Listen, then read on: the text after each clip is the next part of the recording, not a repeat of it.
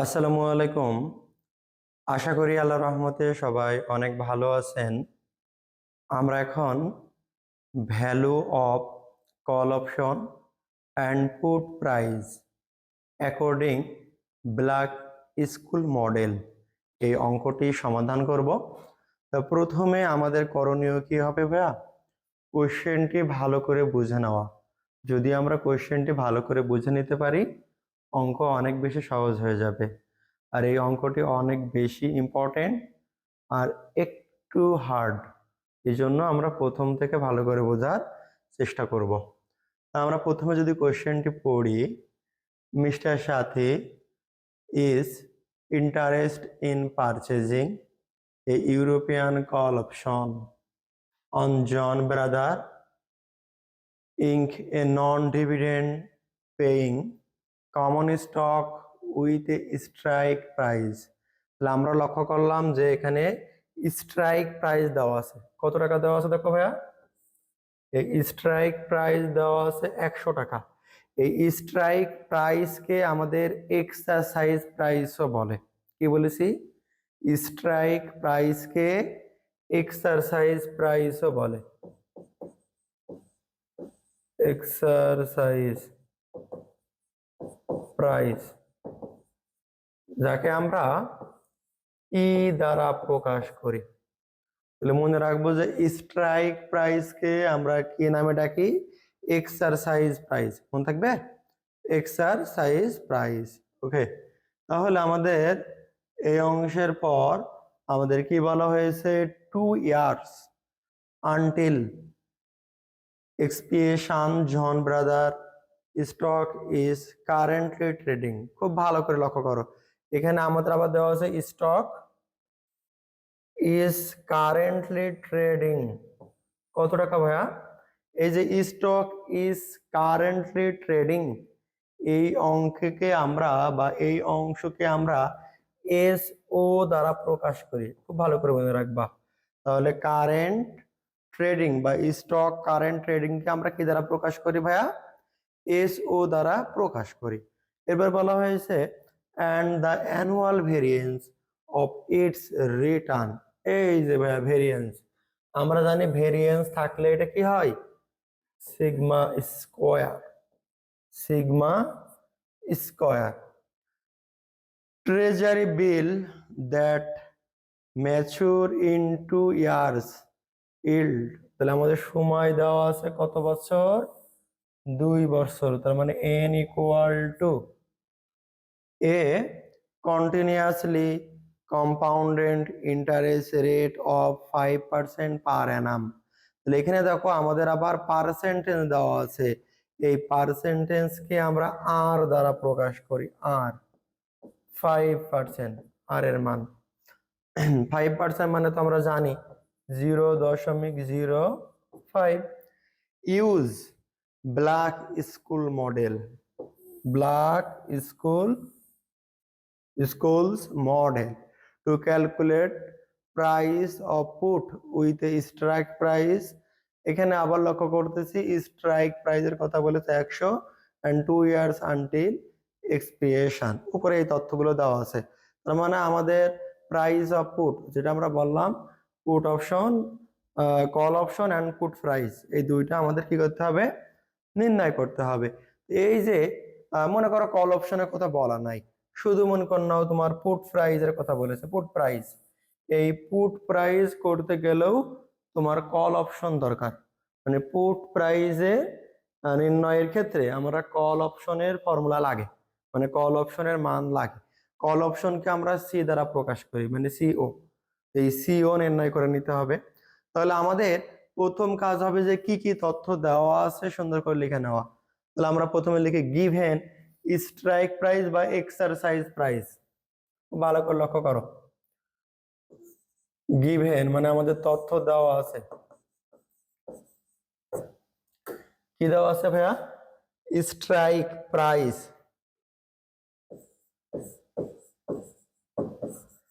Strike price বা exercise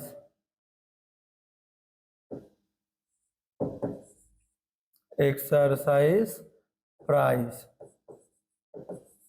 যাকে আমরা ই দ্বারা প্রকাশ করি, 100 টাকা দেওয়া আছে। খুব ভালো করে বোঝো, এই যে ই এর মান। আর এখন স্টক কারেন্টলি ট্রেডিং, এটা আমরা এসও দ্বারা প্রকাশ করি, এর মানও দেওয়া আছে কত আমাদের, 100 টাকা। ঠিক আছে ভাইয়া? তাহলে এই অংশগুলো আমাদের প্রথমে লিখে নিতে হবে। লিখি স্টক কারেন্টলি ট্রেডিং,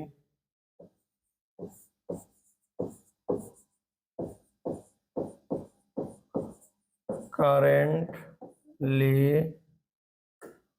ট্রেডিং।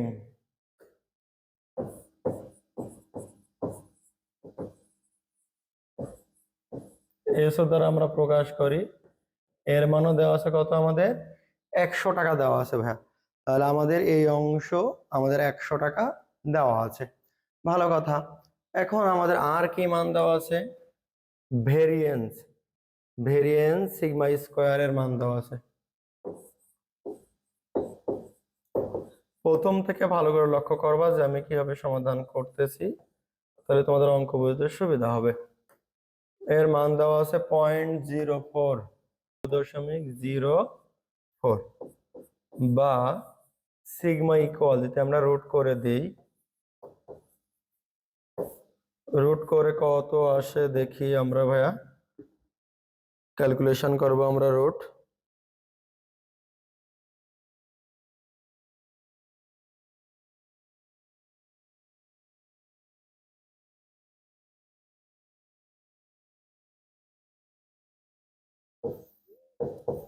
(0.2), তাহলে এখানে আমরা স্ট্রাইক প্রাইস পেয়েছি, স্টক কারেন্ট ট্রেডিং পেয়েছি, ভেরিয়েন্স, ভেরিয়েন্স থেকে সিগমার মানও আমরা নির্ণয় করে নিয়েছি। এখন আমাদের আর কি তথ্য দেওয়া আছে দেখো, আমাদের এন এর মান দেখো 2 ইয়ার্স দেওয়া আছে। আমরা লিখব এন ইকুয়াল টু দেওয়া আছে, আর আর এর মান 5% or 0.05। এই তথ্যগুলো আমাদের দেওয়া আছে। এখন আমরা according to black school model, according to black model, মানে আমরা ব্ল্যাক স্কুল মডেল অনুসারে সমাধান করব। আমাদের বের করতে বলেছে পুট প্রাইস, আর এই পুট প্রাইস করতে হলে ভ্যালু অফ কল অপশন প্রথমে দরকার। খুব ভালো করে বুঝো, মানে পুট প্রাইস আমরা করব, কিন্তু ওর জন্য প্রথমে কি দরকার, ভ্যালু অফ কল প্রাইস বা ভ্যালু অফ কল অপশন। তো লিখি ভ্যালু অফ কল অপশন। এই ভ্যালু অফ কল অপশনকে আমরা সিও দ্বারা প্রকাশ করি। কি দ্বারা প্রকাশ করি ভাইয়া, সিও দ্বারা প্রকাশ করি। এই সিও ইকুয়াল, তোমরা খুব ভালো করে মনে রাখবা যে আমরা একটু আগে লক্ষ্য করো, এসও মানে স্টক কারেন্ট ট্রেডিং, এই মানটা প্রথমে লিখতে হয়। ঠিক আছে? তাহলে এসও মানটা লিখবো, মানে স্টকের যে কারেন্ট ভ্যালু এসও, এই এসও এর সাথে আমাদের ND1 গুণ হয়।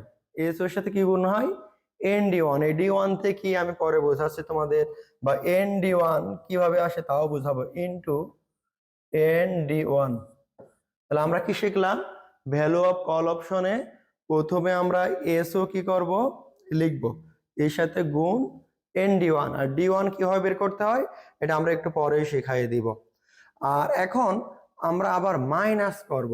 মাইনাস কিভাবে করব, বা কি মাইনাস করব, এই তে কি শিখাইছিলাম, প্রাইস বা স্ট্রাইক প্রাইস বা এক্সারসাইজ প্রাইস। মানে স্ট্রাইক প্রাইসকে আমরা কি দ্বারা লিখি, ই দ্বারা লিখি। এই ই অংশকে আবার ভাগ করতে হবে ছোট হাতের ই পাওয়ার আর টি, ই টু দি পাওয়ার আর টি। আর থেকে আমরা কি জানি ভাইয়া, আর থেকে জানি আমরা ইন্টারেস্ট। ইন্টারেস্ট এখানে কত পার্সেন্ট দেওয়া আছে, 5% দেওয়া আছে। ঠিক আছে ভাইয়া? আর টি থেকে কি জানি আমরা, টাইম। টাইম মানে কি, সময় সময় কত বছর দেওয়া আছে? 2 বছর। ওকে, মানে অঙ্কটা কঠিন, এই জন্য আমি ভেঙে ভেঙে বারবার বলতেছি। তো এই অংশের সাথে আমরা আবারও গুণ করব ND2। খুব ভালো করে বুঝো, আমাদের সূত্র কিন্তু শেষ, ভ্যালু অফ কল অপশনের সূত্র শেষ। তো এখানে আমরা ND1 এর মান জানি না, ND2 এর মান জানি না, এসওর মান জানি 100, ই এর মান 100, আর এর মান জানি 5%, টি এর মান জানি 2, কিন্তু এই মানগুলো জানি না। এজন্য আমরা এখানে সাইড নোট করব যে কার মান জানি আর কার মান জানি না। তাহলে এসও ইকুয়াল এখানে কত ভাইয়া? 100। ই এর মানও এখানে কত উপরে লিখে রাখছি, কিন্তু এজন্য আর বিস্তারিত লিখতেছি না। আর এর মান 5%, খুব ভালো। আর টি এর মান ছিল 2। তাহলে এখন স্বাভাবিকভাবে আমাদের ND1 আর ND2 নির্ণয় করতে হবে। তো প্রথমেই তো ND1 বা ND2 নির্ণয় করা যাবে না, তো প্রথমে আমাকে D1 আর D2 নির্ণয় করতে হবে। কি করতে হবে? D1 আর D2। তাহলে আমরা প্রথমে D1 এর ফর্মুলা লিখব। এই D1 এর ফর্মুলাটা আবার খুব ভালো করে লক্ষ্য করো। এই D1 এর সাথে আমাদের মূলত কি আছে? D1, এই যে এসও আর এই যে ই আছে, প্রথমে আমরা এই অংশটা ভাগ করব। কি করবো ভাইয়া? ভাগ করব। তাহলে আমরা লিখি এস ও কে ই দিয়ে ভাগ। তাহলে এস ও এর মান কত ছিল? 100, আর ই এর মানও কত ছিল ভাইয়া? 100। মানে এই দুইটা আমাদের ভাগ করতে হবে। ভাগ করে ভাইয়া যে মান আইবে, এখন আমরা সেই মানের সাথে, খুব ভালো করে বোঝো, প্লাস করব ইন্টারেস্ট রেট, মানে আর এর মান। আর ইন্টারেস্ট রেটের সাথে আমাদের যোগ হবে স্ট্যান্ডার্ড ডেভিয়েশন, যাকে আমরা কি বলি ভাইয়া? সিগমা। সিগমা বা ভেরিয়েন্স বললেও হচ্ছে, মানে সিগমা স্কয়ার, যাকে আমরা ভেরিয়েন্স বলি, ডিভাইডেড বাই 2। খুব ভালো করে বোঝো। তাহলে এসও সাথে আমরা কি দিয়ে ভাগ করবো? ই। এসওর মান কত বলো তো ভাইয়া? 100। আর ই এর মানও কত এখানে? 100 প্লাস এই যে আর এর মান কি আমাদের? Interest rate. ইন্টারেস্ট রেট কত দেওয়া আছে আমাদের? 0.5%, মানে এক কথায় 5% মানে 0.05। তাহলে এই অংশ যখন হয়ে যাবে ভাইয়া, আমাদের পরবর্তীতে কাজ কি? সিগমা স্কয়ার, যাকে বলি আমরা ভেরিয়েন্স নামও রাখতে পারি, ওকে 2 দিয়ে ভাগ করব। এখানে টি দিয়ে লিখবো পাওয়ার। এখন এই অংশে আমাদের কি লিখবো? নিচেই লিখবো আমাদের sigma root T. Sigma root T. তাহলে এই যে আমাদের ফর্মুলা, এটা হচ্ছে আমাদের D1 এর ফর্মুলা। আর যখন আমরা D2 নির্ণয় করব ভাইয়া, D2 নির্ণয় করব, তখন D1 থেকে মাইনাস করব সিগমা রুট টি। এই আমাদের দুটো ফর্মুলা, মানে D1 আর D2, D1 আর D2। এখন আমরা তাহলে মানগুলো বসাবো। এই এসও আর ই বসানোর সময় আমরা ক্যালকুলেটরে ইন ইউজ করব। ইন, এসওর মান কত? 100, ই এর মান কত? 100 প্লাস এখানে ব্র্যাকেটের ভিতরে আছে এটা, হ্যাঁ, আর এর মান ছিল 0.05। আমরা সিগমা স্কয়ারের মান জানি 0.04, আর এটা 2। আর টি এর মানও তো এখানে আমাদের সময় একটু, সিগমার মান আমরা বের করেছিলাম 0.2, আর এখানে আমাদের টি এর মান 2। এই অংশ আমরা এখন ক্যালকুলেশন করব, ক্যালকুলেশন করলে উত্তর চলে আসবে। প্রথমে ইন 100 বাই, ইন দিয়ে ব্র্যাকেট দিবা, দিয়ে 100/100 প্লাস আবার ব্র্যাকেট 0.05 প্লাস 0.04/2 গুণ 2। ওকে, এরপর আমাদের নিচে আবার 0.2√2।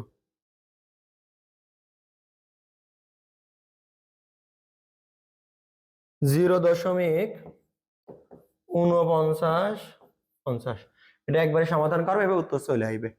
এখন আমরা D2 এর মানটা লক্ষ্য করব। এই D1 এর ক্ষেত্রে তো মান পেয়েছি 4950, আর এই সিগমার মান 0.2√2। তাহলে এই মান থেকে এই মানটা আমরা বিয়োগ করে দিব এখন। 21, 22।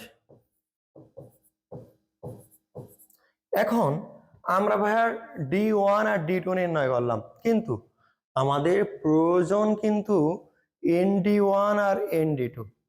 তাহলে এই অংশটা আমরা কিভাবে নির্ণয় করব? আমরা এই অংশ দুই ভাবে নির্ণয় করতে পারি। কত ভাবে ভাইয়া? দুই ভাবে।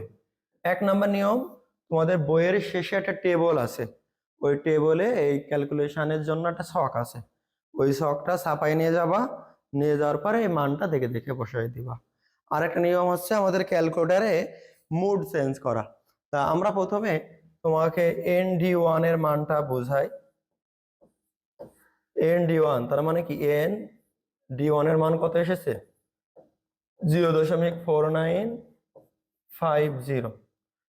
আর এই অংশ ক্যালকুলেশন করতে হলে ND2, তাহলে N এর মান আর D2 এর মান কত? 0.2120। ওকে, তাহলে আমি এই অংশ তো উত্তর একবার এখানে লিখে দিব, আর এখানে আমরা কিভাবে পাবো সেই বিষয়টা তোমাদের আমি ভালো করে বোঝাবো। তো তোমরা প্রথমে সায়েন্টিফিক ক্যালকুলেটর নিবা, সায়েন্টিফিক ক্যালকুলেটর নিলা। এখানে মোড নামক অপশন থাকবে। কি নামক ভাইয়া? মোড। এই মোড নামক অপশনে দুইবার ক্লিক করবা। মোড 2 টাইম, মানে মোড আমরা কতবার দিব ভাইয়া? 2 টাইম। দেন আমরা দিব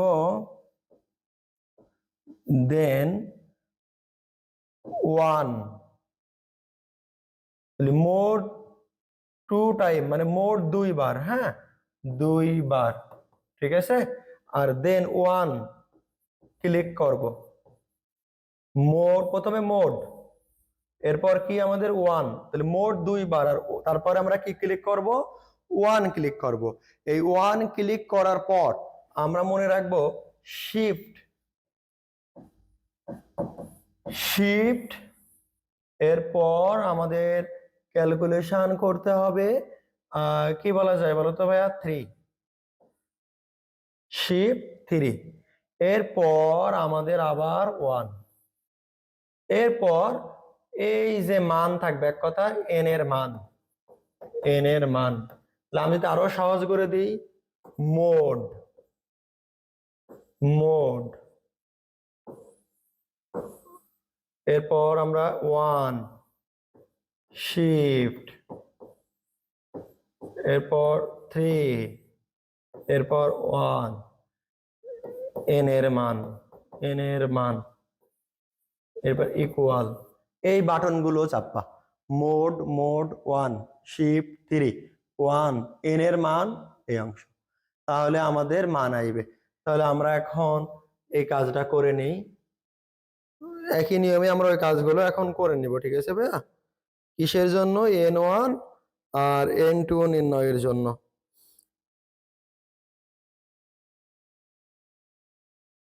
অথবা টেবিল ব্যবহার করলেই হয়ে যাবে।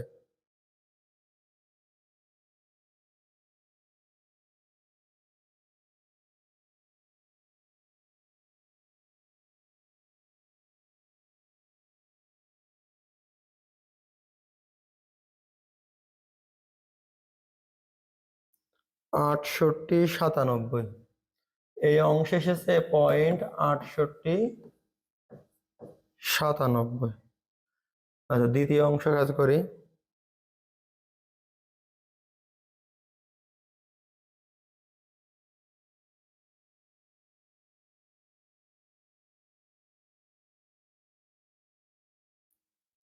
আটান্ন, 40। আবারও বলি, এই দুইটা কিন্তু আমরা টেবিল থেকেও ব্যবহার করতে পারবো, অথবা এই অপশনগুলো ক্যালকুলেশন করেও ব্যবহার করতে পারবো। তাহলে এখন আমরা এসোর মান জানতাম কত? 100। ND1 কত পেয়েছি? 68, 97, মানে ND1 সম্পূর্ণ মান ওখানে, হ্যাঁ, 68, 97।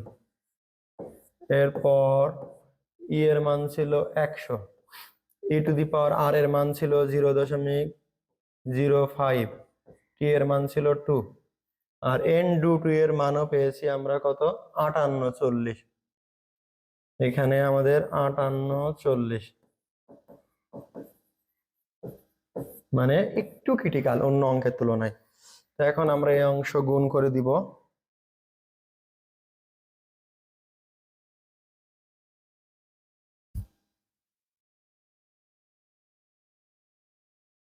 (68.97) এই অংশ যদি ক্যালকুলেশন করি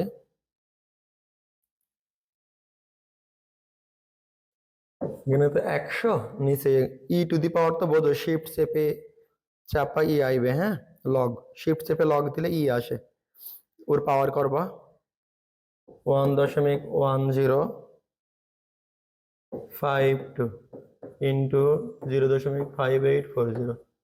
তাহলে এই অংশ এখন ক্যালকুলেশন করবো 68.97 মাইনাস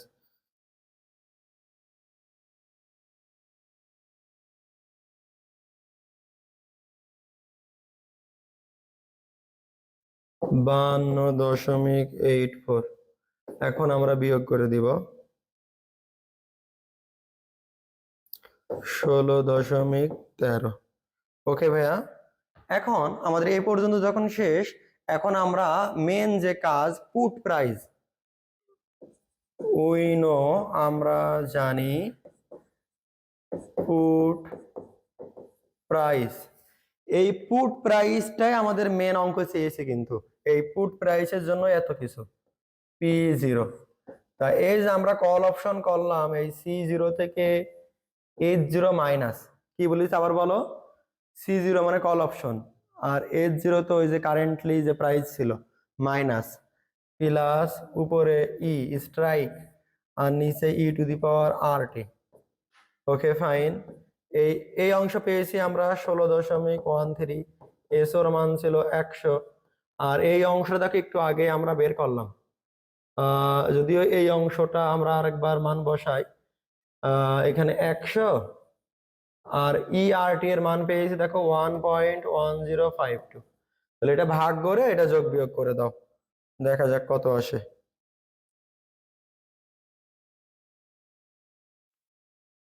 6.61। এই হলো আমাদের পুট প্রাইসের উত্তর।